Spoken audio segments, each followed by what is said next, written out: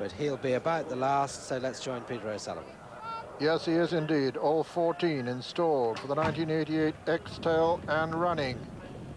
Constant Companion, Sky Conqueror, two of the first to show from Duke's Lodge on the inside. Touching Star going up to join him, and in fact to take it up. Touching Star now from Sky Conqueror on the far side. Magnus Pym comes next, followed by Constant Companion, and then Duke's Lodge, and behind him comes Akdam and Mawzoon on the outside with Validate, and then Ostura. The back markers Dust Devil with Kazaviyna, and still in the early stages now, Sky Conqueror by about 2 from Touching Star, then Constant Companion on the inside, Magnus Pym, then Validate, then Akdam, then comes Duke's Lodge, then Mawzoon. One from last at the moment, the favourite Stormline as they race to the top of the hill. Sky Conqueror with the advantage from Touching Star, Constant Companion and Magnus Pym and Validate. Then Akdam on the inside, Mawzoon just in behind him, and True Queen making progress. Duke's Lodge holding his place on the inside. Casey comes next, making ground on the rail, but with quite a lot to do as the favourite Stormline. Coming down to the 3 furlong marker, and still Sky Conqueror with the advantage from Magnus Pym and Touching Star.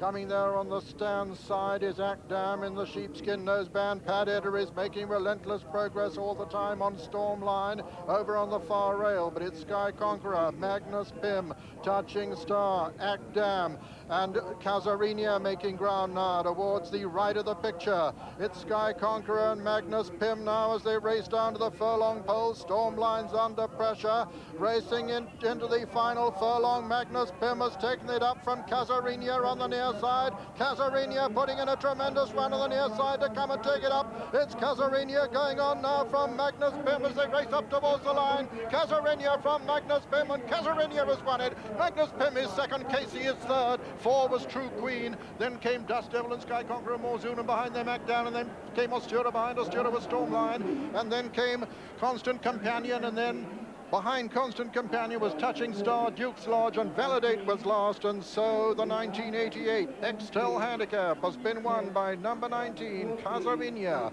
owned by His Highness the Aga Khan, trained by Michael Stoute, and ridden by Gary Carter. Second was number 17, Magnus Pym, owned by Mr. Charles St. George, trained by Henry Cecil, and ridden by Willie Ryan. And third was number 13, Casey, owned by Mr. Gerald Lee, trained by Luca Kumani, and ridden by Ray Cochran.